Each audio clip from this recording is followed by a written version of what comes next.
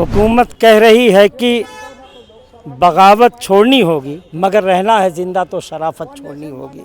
अब देश उस दोराहे पे खड़ा है जहां इलेक्शन बैलेट ख़त्म होने के कगार पे जनता अब सड़कों पे आने को तैयार है।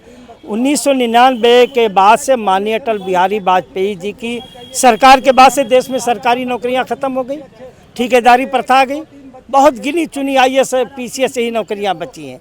तो एजुकेशन का सवाल है, ये पूरी जनता 1900 आज भी लॉर्ड मैकाले की शिक्षा नीति पे काम हो रहा था भारत में। केरल में कुछ और सिलेबस है, उड़ीसा में कुछ और है, उत्तर प्रदेश में कुछ और है।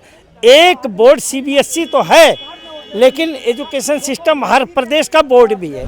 इलेक्शन की जगह पर वन नेशन वन हेल्थ होना चाहिए, वन एजुकेशन होना चाहिए।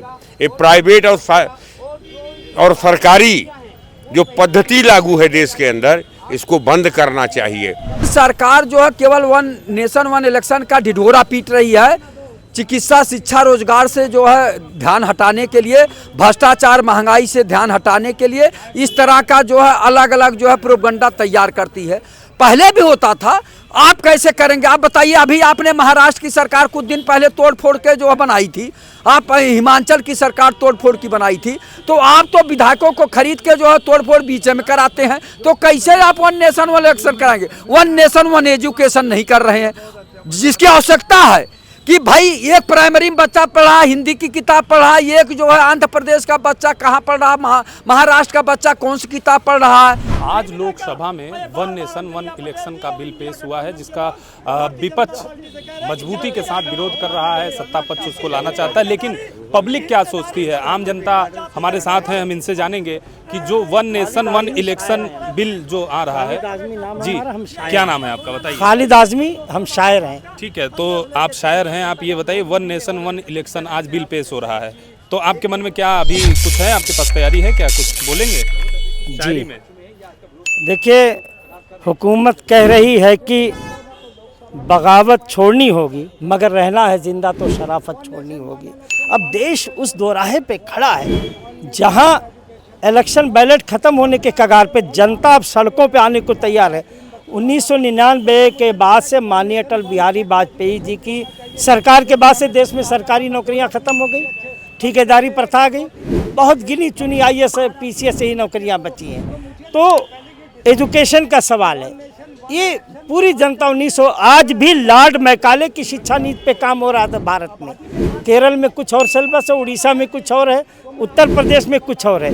एक बोर्ड CBSE तो है, लेकिन एजुकेशन सिस्टम हर प्रदेश का बोर्ड भी है। उत्तर प्रदेश माध्यमिक शिक्षा परिषद, महाराष्ट्र माध्यमिक, तो एक जो है भारत शिक्षा परिषद जब नहीं बन पा रहा, वन एजुकेशन वन नेशन नहीं बन पा रहा है, एक अस्पताल में हर प्रदेश के अस्पतालों में एक जैसी सुविधा नहीं मिल रही, वन हेल्थ वन नेशन नहीं बन पा रहा है। आप कल कहेंगे कि वन रिलीजन वन नेशन, तो ये तो संभव नहीं है। आप वन इलेक्शन वन नेशन कह रहे हैं, तो वन रिलीजन वन नेशन कहेंगे तो ये तो संभव नहीं है ना। सबकी अपनी मर्यादाएं हैं, सबके अपने धर्म। इससे जो बिल आज पेश हुआ है वन नेशन वन इलेक्शन, अगर यदि पास हो जाता है तो इससे नुकसान क्या होने वाला है? अगर नुकसान नहीं है तो फायदा भी तो नहीं है, कुछ फायदा भी तो नहीं दिख रहा है। खर्च कम होगा, एक ही बार में चुनाव, जो बार बार अलग अलग राज्यों में चुनाव होते रहते हैं, एक ही बार में समाप्त हो जाएगा पूरे देश में चुनाव। आपका कहना बिल्कुल सही है कि एक बार में 2 इलेक्शन नहीं, हम तो कहते हैं कि विधानसभा लोकसभा नहीं, BDC, ब्लॉक प्रमुख, जिला पंचायत सब एक साथ हो जाए। लेकिन पहले उस सिस्टम शिक्षित लोगों को करिए। एक साथ 2 मशीनें देख करके हमारी देश की जो जनता शिक्षित नहीं है वो तो घबरा जाएगी कि 2 मशीन में कहाँ वोट देंगे हम। पहले आपका क्या नाम है?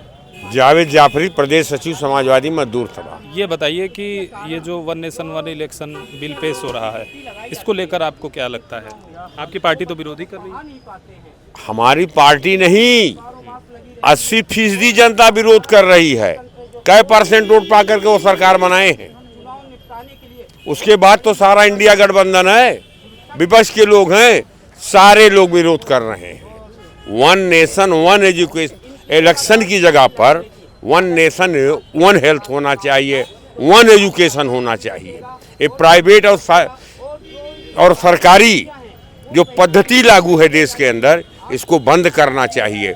वन नेशन वन इलेक्शन 52 में, 57 में, 62 में वन नेशन वन इलेक्शन था। ये तो सरकार का कहना है कि ये पब्लिक की डिमांड है, वन नेशन वन इलेक्शन। अरे भाई, सरकार अपने मन से कुछ कह दे, पब्लिक की डिमांड होती तो पहले वोटिंग करा लेते आम जनता में कि वन नेशन वन इलेक्शन चाहिए कि नहीं, हार जाएंगे कि नहीं हार जाएंगे। जनता ने तो उनको चुना ही है। ओह, जनता ने चुना ना, जनता ने एमपी चुना और एमपी ने सरकार बनाया।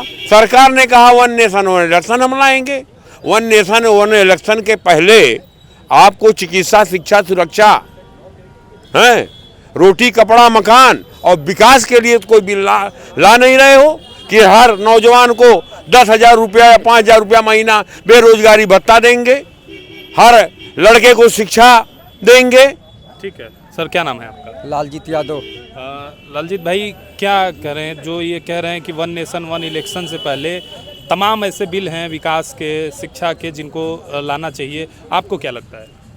1952 से लेकर 1967 तक वन नेशन वन इलेक्शन था। बीच में तमाम स्टेट की गवर्नमेंट जो है डिजॉल्व की गई, तो ये विसंगतियां बढ़ती गई। तो पहले तो देश की जनता को, भारतीय जनता पार्टी की सरकार को बताना चाहिए कि हम वन नेशन वन इलेक्शन ला रहे हैं, इसका इस तरह से प्रारूप तैयार किए हैं, उनको अपने विश्वास में लेना चाहिए।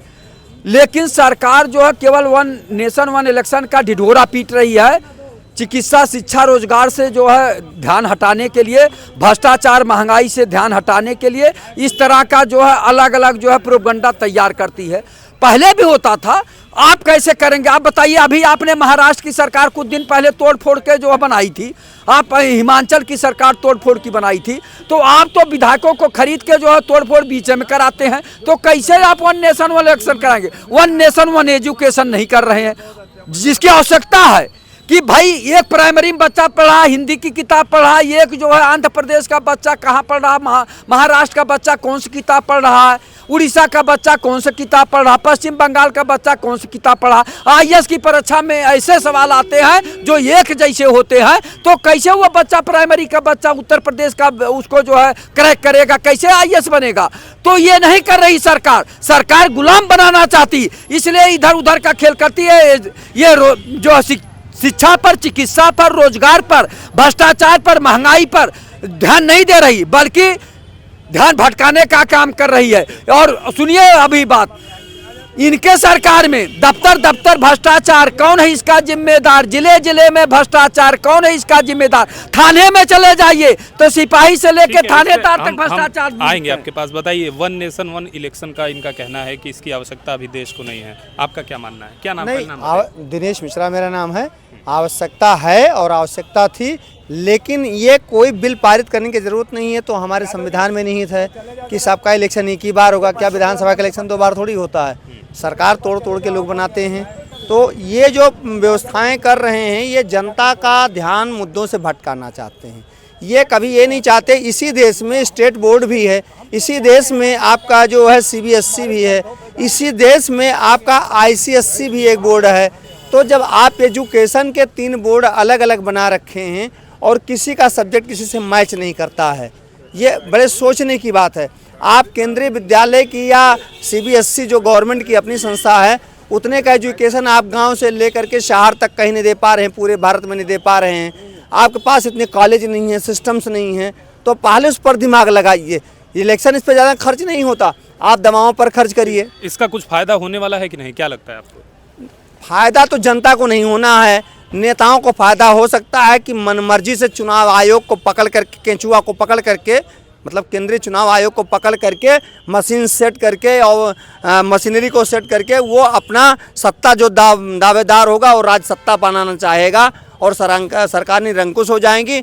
जनता पर जिस प्रकार से अभी उत्तर प्रदेश, पूरे भारत में जहाँ जहाँ भारतीय जनता पार्टी की सरकार है, मैं एक बात बताना चाहता हूँ, अभी कल पल्लवी पटेल रात में 11 बजे तक बैठी रही धरने पर, उनको नहीं सुना गया। बताइए, तो कैसे होगा? क्या वन नेशन वन इलेक्शन आने से जो सरकारें हैं वो निरंकुश हो जाएंगी? नहीं, वन नेशन वन इलेक्शन देश के लिए, उस देश की जनता के लिए बहुत ही हितकारी है। देश में एक साथ चुनाव होने से समय की भी बचत होती है और धन की भी बचत। अब आप देखते होंगे अपना देश इतना बड़ा है और 12 मास लगातार चुनाव चलते रहते हैं, कभी मध्य प्रदेश में हो रहे, कभी हिमाचल में हो रहे, कभी महाराष्ट्र में हो रहे, कभी उड़ीसा में हो रहे, कभी आंध्रा में हो रहे, कभी कर्नाटक में हो रहे, कभी तमिलनाडु में।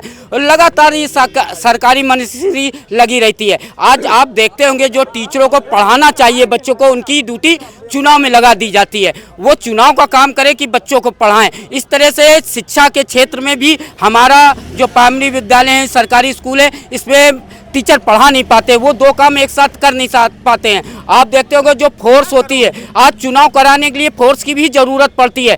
फोर्स का काम है लाइन ऑर्डर बचा के रखे, उनको लगातार चुनाव में उनकी ड्यूटी लगा दी जाती है। लगातार चुनाव चलने, आज ये उत्तर प्रदेश में उनकी ड्यूटी लगेगी, तो कल तो हिमाचल में भेजा जा रहा, कहीं मध्य प्रदेश भेजा जा रहा, कहीं राजस्थान भेजा जा रहा। लगातार चुनाव हो रहे हैं। एक चीज निश्चित रूप से फायदा है। आपने देखा होगा जब चुनाव की शुरुआत हुई इस देश में, देश आज़ादी के बाद, तो एक साथ होते थे, लेकिन कांग्रेस निरंकुश होने के कारण जो चुनी हुई सरकारों को और संविधान को तोड़ के संविधान का अपमान किया, संविधान को हमेशा बदलने की कोशिश की है, वो तोड़ के हमेशा चुनी हुई सरकार को गिरा देते थे और वहाँ फिर चुनाव होता है। इस तरह से वो प्रक्रिया धीरे धीरे बदल गई और लगातार चुनाव होता है। तो एक चीज मैं और कहना चाहता हूँ, बस समय सीमा है।